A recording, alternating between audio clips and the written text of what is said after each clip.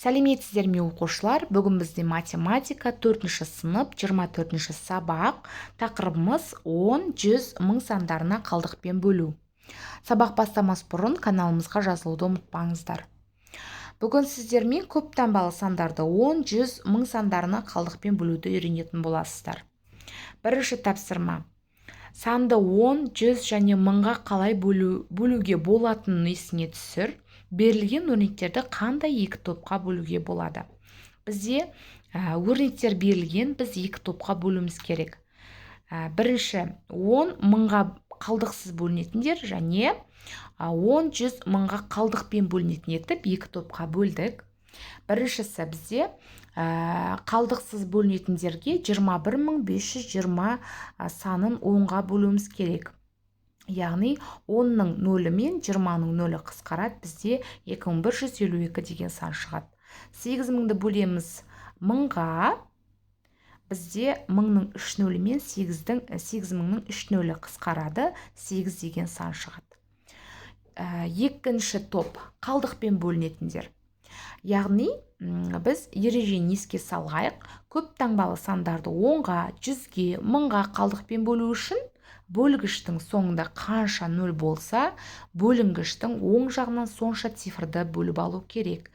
Қалған сан бөліндінің мәні, ал бөліп алынған цифр қалдық болады. Бізге 1446 бөлеміз 10-ды берілген, яғни 1440-ты 10-ға бөліп аламыз. 46 бізде 6-сы 10-нан кіші болғаннан кейін біз бөле алмаймыз. 1440-ты 40-тың нөлі мен 10-ның нөлі қысқарады, сонда 144 деген сан шығады, 6 бізде қалдық болады. Сол сияқты 12727 бөлеміз 100, 12700-ді 100-ге бөлеміз, 700-дің 2 нөлі мен 100-дің 2 нөлі қысқарады, сонда 127 деген сан шығады, 27 қалдық болады.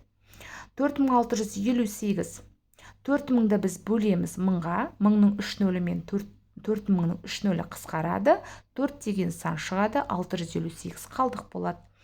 60412 бөлеміз 1000, 60000-ді бөлеміз 1000-ға, яғни 60000-ның 3 нөлі мен 1000-ның 3 нөлі қысқарады, сонда бізде 60 деген сан шығады, 412 қалдық болады. Екіншісі, бөліндіде қанша цифр болады? Қалдықты бөлгішпен салыстыр дейді. Бізде берілген 540.123-ті бөлеміз 10-ға. 540.012, 54.012 шығады, 3 қалдық. Яғни бізде 3 қалдықпен бөлгішті салыстырамыз. 3 кіші бөлгіштен 10-нан, яғни 72432 бөлеміз 100-ге, 724 шығады, 32 қалдық. 32 қалдықты 100-бен салыстырамыз. 32 кіші 100-ден болады. 84021-ді бөлеміз 1000-ға, 84 шығады, 21 қалдық. 21 мен 1000-ды салыстырғанда 21 кіші бөлгіштен, яғни 1000-нан. Дәл сол сияқты біз келесі есептерді де шығарамыз. Үшінші есеп. Бізде есептер берілген, біз оңай болу үшін амалдардың орындалу ретін жазып аламыз. Бізде 45-ң бөлу 100, қосу 50 берілген. 45-ң 100-ді бірінші бөлеміз.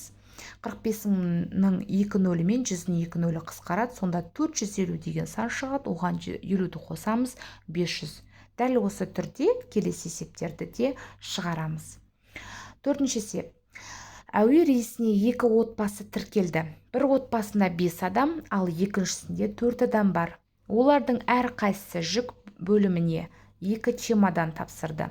Егер бір чемодан 12 килограмм тартатын болса, барлық тапсырылған жүк қанша килограмм болады? Бірінші отбасы 2 шабаданнан 5 адам тапсырды, бірақ қанша килограмм екен белгісіз. Екінші отбасы 2 шабаданнан 4 адам, бірақ қанша килограмм екен белгісіз, екеуінің де.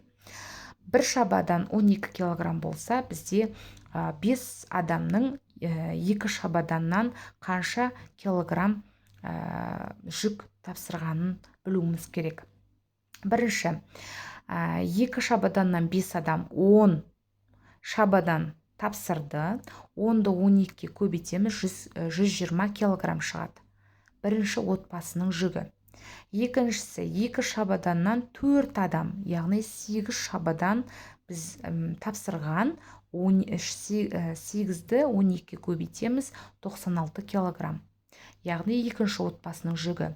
120 мен 96-ны қосқанда 216 килограмм. Бұл барлық 2 отбасының жүгі болған екен. Екіншісі бізде ұшақтың балаларға арналған билеті 198 евро тұрады. Ал ересектерге арналған билеті одан 2 есе қымбат. 2 ересек адамнан және 3 баладан тұратын отбасына билет сатып алу үшін қанша евро төлеу керек? Евроның қандай қағаз ақшалармен есептесуге болады? Бірінші, балалар билеті 198 евродан 3 билет. Ересектер билеті белгісіз, бірақ 2 есе қымбат. 2 адамға 198-ді 2-ке көбейтеміз, 396, бір ересектер билеті. Екіншісі 396 көбейту 2, 792 евро, 2 ересектер билеті. 198 көбейту 3, 594 евро, 3 балалар билеті. Енді біз 2 ересектер мен 3 балалар билетін қосамыз. Сонда бізде 1386 евро барлығы шығады. 1386-ны төлеу керек. 500 евро, 200 евро, 100 евро, 50, 20, 10, 5, 1 евро ақшалармен есептесуге болады. 2 ересек адамнан және 3 баладан тұратын отбасына билет сатып алу үшін 1386 евро төлеу керек. 5-ші есеп көрсетілген өлшем бірліктеріне өрнекте, яғни 10 сантиметр квадрат болады 1000 миллиметр квадратқа. Дәл осы түрде біз өлшем бірліктеріне өрнектейміз. 6-шы есеп. Әлия квадрокоптерге ақша жинап жүр. Егер ақшасы жетпей қалатын болса, үлкен ағасы ақша қосып беруге уәде берді. Қай модельді сатып алуға ақшасы жетеді? Басқа модельдерді сатып алу үшін қанша ақша қосу қажет? Яғни Алияда болды 20, 50 евро, 100 евро, барлығы 170. Бірінші модельге жетеді. Яғни 170-тен бірінші модель бізде 165 евро. Алияда 170 евро болды. 170-тен азайтамыз 165 евроны, сонда бізде Алияда қалады 5 евро қалады. Екінші модель бізде 192 евро. 192-ні азайтамыз 170 евродан, сонда 22 евро Алияға жетпейді. Яғни екінші модельді алу үшін. Үшінші модель бізде 210 евро тұрады. 170-ті азайтқанда 40 евро. Алия 170 үшінші модельді алу үшін 40 евро ақшасы жетпейді. Сонда біз Алия бірінші модельді алуға Алияның ақшасы жетеді екен. 7-ші есеп. 5-ке бөліну үшін келесі сандарды әр қайсысына қандай ең кіші санды қосу қажет? Яғни 5-ке бөлу үшін қандай сандармен аяқталу керек екенін ережесі бар еді. 5-ке бөліну үшін ең соңғы саны 0 және 5-пен аяқталу керек. Сол үшін біз қандай сандарды ең кіші санды қосу қажет? 1123-ке қосамыз 2-ні 1125. 1125 болады.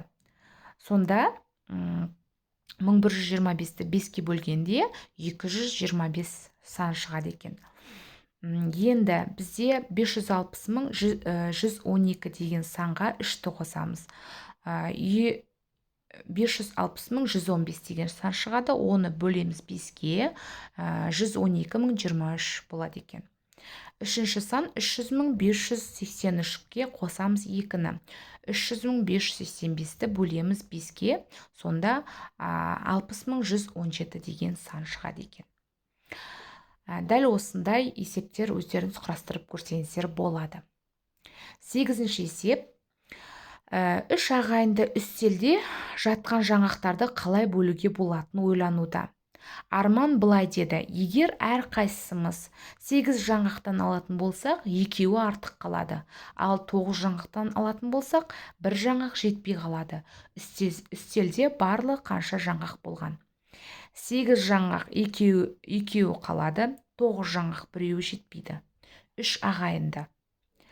3-ті 8-ге көбейтеміз, 24. 24-ке қосамыз 2, 26. 3-ті көбейтеміз 9-ға, 27. 27-ні азайтамыз, 1-ді 26. Яғни жауабы үстелде барлығы 26 жаңғақ болған екен.